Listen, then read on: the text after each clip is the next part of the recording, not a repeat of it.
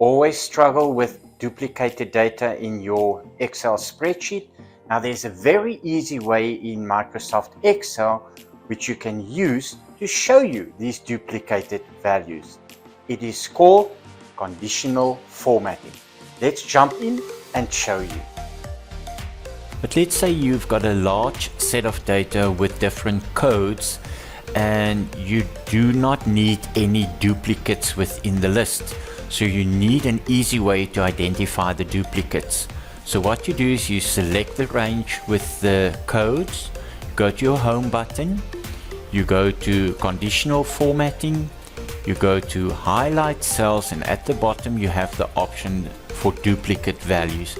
You can either show the duplicate values or the unique values. So let's stay with duplicates and we click the OK button.